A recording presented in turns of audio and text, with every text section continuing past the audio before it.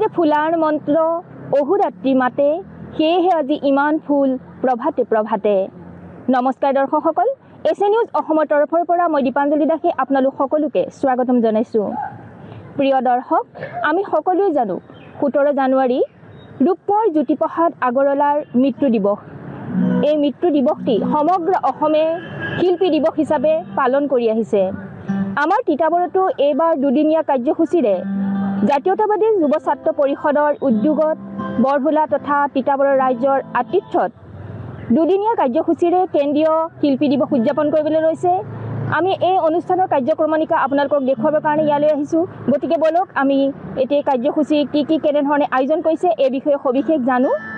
শিল্পী দিৱস হৈছে অসমীয়া সাংস্কৃতিক জগতৰ অন্যতম শ্ৰেষ্ঠ শিল্পী ৰূপকোঁৱৰ জ্যোতিপ্ৰসাদ আগৰৱালাৰ স্মৃতিত প্ৰতি বছৰে 17 জানুৱাৰী তাৰিখে পালন কৰা এক বিশেষ দিৱস, যিদিনা তেওঁৰ মৃত্যু হৈছিল। আৰু এই দিনটোৱে অসমীয়া শিল্পকলা, সাহিত্য, সংগীত আৰু চলচ্চিত্ৰলৈ তেওঁৰ অৱদানক স্মৰণ কৰে। প্ৰথমতে এই দিৱসটো জ্যোতি দিৱস হিচাপে পালন কৰা হৈছিল, পিছলৈ ইয়াৰ নাম শিল্পী দিৱস কৰা হয়, যি অসমীয়া সংস্কৃতিৰ বাবে এক গুৰুত্বপূৰ্ণ দিন।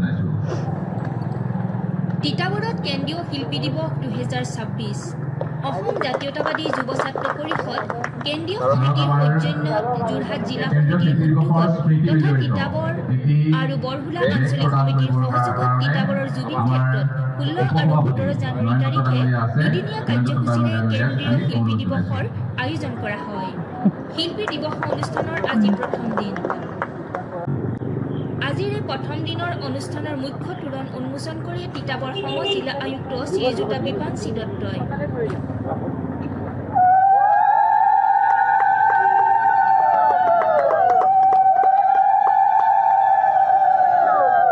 আজি এই দুদিনীয়া কাৰ্যসূচীৰ শিল্পী দিৱস তেওঁলোকে হাতত লৈছে। ইয়াত উপস্থিত সকলো বিশিষ্ট ব্যক্তিকে আৰু লগতে এই কাৰ্যসূচীৰ লগত জড়িত প্ৰতিজন ব্যক্তিকে পোনপ্ৰথমে মই নমস্কাৰ জনাইছোঁ। আৰু লগতে আমাৰ সংবাদ মাধ্যমৰ বন্ধুসকলো আছে, আপোনালোককো মই নমস্কাৰ জনাইছোঁ। আজি আচলতে অহা কাইলৈ দিনটো শিল্পী দিৱস হিচাপে উদযাপন কৰা হয়। জ্যোতিপ্ৰসাদ আগৰৱালাকে প্ৰমুখ কৰি প্ৰয়াত সকলো শিল্পীৰে যিটো অৱদান আমি সোঁৱৰণ কৰোঁ। আহক আমাৰ ডক্টৰ ভূপেন হাজৰিকা ডাঙৰীয়া সুধাকণ্ঠ তেখেতৰ জন্ম শতবৰ্ষ চলি আছে। গতিকে আমি শিল্পী দিৱসৰ অনুষ্ঠান পাতি আজি অনুষ্ঠানটোত আচলতে তেখেতক শ্ৰদ্ধা জ্ঞাপন কৰিবৰ কাৰণে এটা খুব সুন্দৰ সুযোগ পাইছোঁ। গতিকে আমি ডক্টৰ ভূপেন হাজৰিকা ডাঙৰীয়াক আমি ইয়াত শ্ৰদ্ধা জ্ঞাপন কৰিম। কেইদিনমানৰ আগতে আমাৰ মাজৰ পৰা আঁতৰি যোৱা অসমৰীয়াৰ হিয়াৰ আমঠু জুবিন গাৰ্গ ডাঙৰীয়াৰ স্মৃতি আজিও আমাৰ কলিজাত আচলতে সজীৱ হৈ আছে, সেই ঘাটুকা কেঁচা হৈ আছে। অসম জিলা আয়ুক্ত বাইদেউ ডক্টৰ ভূপেন হাজৰিকা ডাঙৰীয়াৰ যি শ্ৰদ্ধাঞ্জলি অনুষ্ঠান আছে, সেই অনুষ্ঠানটো মুকলি কৰিবৰ বাবে আমি অনুৰোধ জনাইছোঁ। অসমৰ প্ৰখ্যাত সংগীতজ্ঞ সুধাকণ্ঠ ডক্টৰ ভূপেন হাজৰিকাদেৱৰ প্ৰতিচ্ছবিৰ সন্মুখত বন্তি প্ৰজ্বলনেৰে শ্ৰদ্ধাঞ্জলি জ্ঞাপন কৰে তিতাবৰ সম জিলা আয়ুক্ত শ্ৰীযুতা বিপাঞ্চি দত্তই।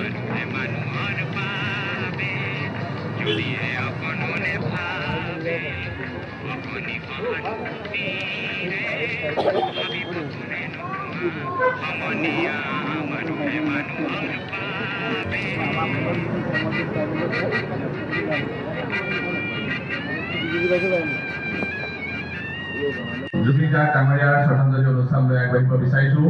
আমি এই অনুষ্ঠানটো মুকলি কৰিবৰ বাবে আমন্ত্ৰণ জনাইছিলোঁ তিতাবৰৰ এখন আগশাৰীৰ শৈক্ষিক প্ৰতিষ্ঠান কনচেপ্ট শৈক্ষিক প্ৰতিষ্ঠানৰ সঞ্চালক শ্ৰদ্ধাৰ প্ৰণৱ ভূঞা ডাঙৰীয়াক।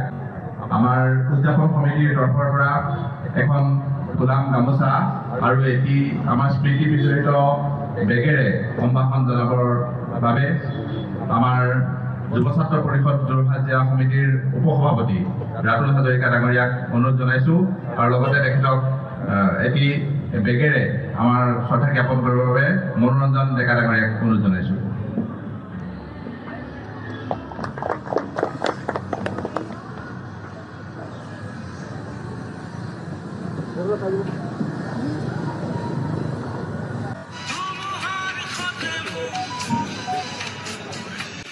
সদ্যপ্ৰয়াত অসমৰ প্ৰাণৰ শিল্পী জুবিন গাৰ্গৰ প্ৰতিচ্ছবিৰ সন্মুখত বন্তি প্ৰজ্বলনেৰে শ্ৰদ্ধাঞ্জলি জ্ঞাপন কৰে তিতাবৰ কনচেপ্ট শিক্ষা প্ৰতিষ্ঠানৰ সঞ্চালক শ্ৰীযুত প্ৰণৱ ভূঞাই।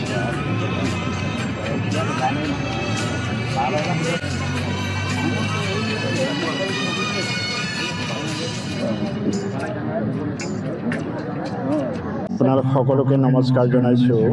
অসম জাতীয়তাবাদী যুৱ ছাত্ৰ পৰিষদৰ কেন্দ্ৰীয় সমিতিৰ সৌজন্যত যোৰহাট জিলা সমিতিৰ উদ্যোগত বৰহোলা তিতাবৰৰ আঞ্চলিক সমিতিৰ উদ্যোগত তথা স্থানীয় ৰাইজৰ আতিথ্যত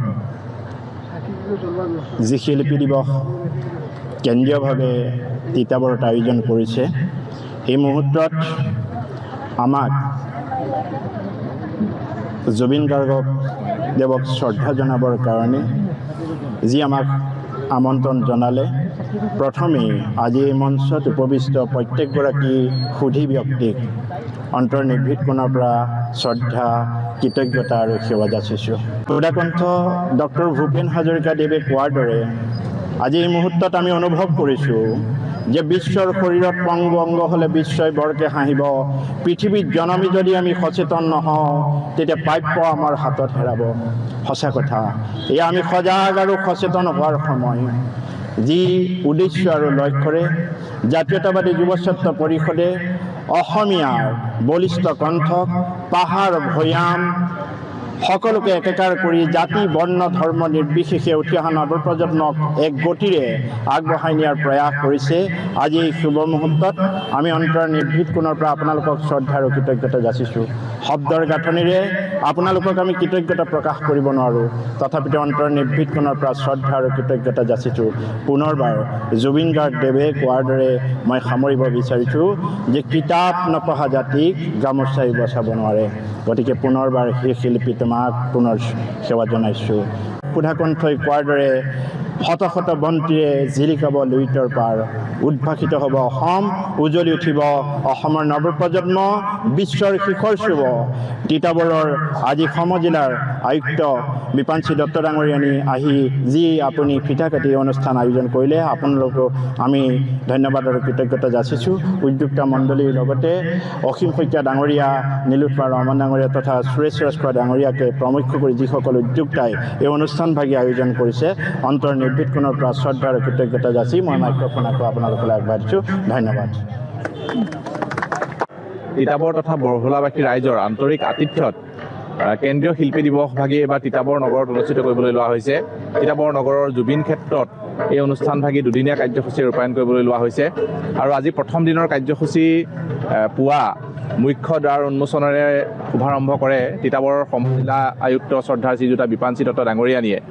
তাৰ পাছতেই ভূপেন হাজৰিকা ডাঙৰীয়াৰ সুধাকণ্ঠ ভূপেন হাজৰিকা ডাঙৰীয়াৰ জন্ম শতবৰ্ষ উপলক্ষে তেখেতলৈ শ্ৰদ্ধা জ্ঞাপন কৰা হয়। সমজিলা আয়ুক্ত গৰাকীয়ে সেই কাৰ্যসূচীৰ শুভাৰম্ভ কৰে।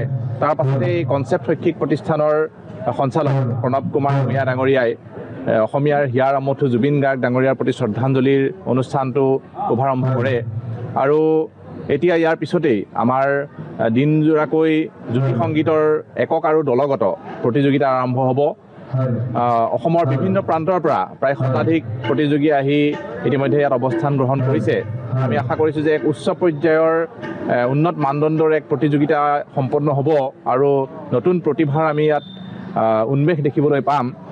আজিৰ দিনটোত আমি সন্ধিয়ালৈ তিতাবৰৰ সমাজ জীৱনৰ লগত জড়িত সত্ৰীয়া সংস্কৃতিৰ একনিষ্ঠ সাধক আমি কিছুদিনৰ আগতে হেৰুওৱা প্ৰয়াত তৰুণ বৰা বৰবায়ন ডাঙৰীয়াৰ স্মৃতিত আজি সাংস্কৃতিক সন্ধ্যা ৰূপায়ণ কৰিম।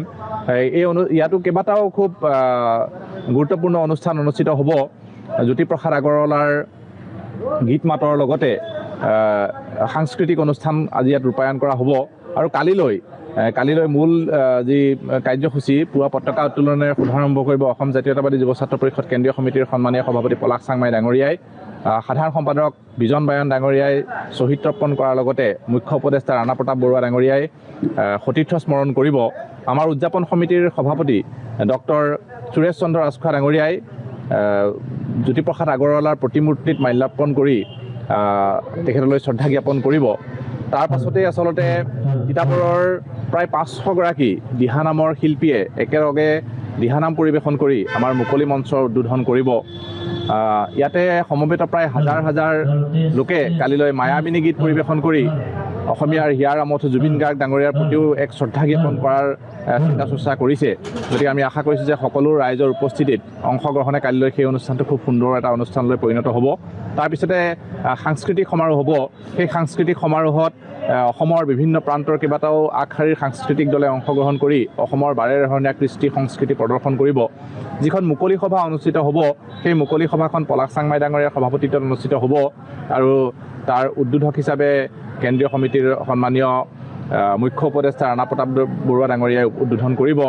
তাতে জগন্নাথ বৰুৱা বিশ্ববিদ্যালয়ৰ উপাধ্যক্ষ ডক্টৰ জ্যোতিপ্ৰসাদ শইকীয়া ডাঙৰীয়া, জাতীয় জনগোষ্ঠীয় সংগঠনসমূহৰ নেতৃবৃন্দ, নিবন্ধকাৰ ছাইদুল ইছলাম ডাঙৰীয়া, যুৱ বক্তা ত্ৰিদীপ ভাগৱতী ডাঙৰীয়াকে প্ৰমুখ্য কৰি অসমীয়া বোলছবি জগতৰ খ্যাতনামা অভিনেতা যতীন বৰা ডাঙৰীয়াই অংশগ্ৰহণ কৰিব। আৰু সেই আলোচনা চক্ৰখনেও আচলতে জ্যোতিপ্ৰসাদ আগৰৱালাৰ জীৱন দৰ্শন সম্পৰ্কত আচলতে ৰাইজক এটা খুব সুন্দৰ বাৰ্তা দিব বুলি আমি আশা কৰিছোঁ। তাৰ পাছতে আচলতে সন্ধিয়ালৈ জ্যোতিপ্ৰসাদ আগৰৱালাৰ জীৱনভিত্তিক এখন গীতি নৃত্য নাটিকা অনুষ্ঠিত হ'ব। যথেষ্ট কষ্টৰে তিতাবৰৰ য়াছিনুৰ ৰহমান, তেওঁ এগৰাকী ভাল পৰিচালক, তেখেতে যথেষ্ট কষ্টৰে তিতাবৰৰ উদীয়মান শিল্পীসকলক লৈ এই অনুষ্ঠানটোৰ আয়োজন কৰিছে। প্ৰায় এঘণ্টীয়া এই অনুষ্ঠানটোৰ জৰিয়তে জ্যোতিপ্ৰসাদ আগৰৱালাৰ গোটেই জীৱন পৰিক্ৰমাটো দেখুৱাবলৈ চেষ্টা কৰা হৈছে। আৰু তাৰপিছতে অসমৰ ছগৰাকীকৈ খ্যাতনামা শিল্পীয়ে ইয়াত গীত পৰিৱেশন কৰিব। মানস ৰবীন, মন্টুমণি শইকীয়া, কৃষ্ণমণি চুতীয়া, প্ৰশান্ত ৰাজখোৱা, ঋষা ভৰদ্বাজ আৰু নীলাক্ষী নেওগ, তেওঁলোকে গীত পৰিৱেশন কৰি কালিলৈ অনুষ্ঠানটো জীপাল কৰি তুলিব।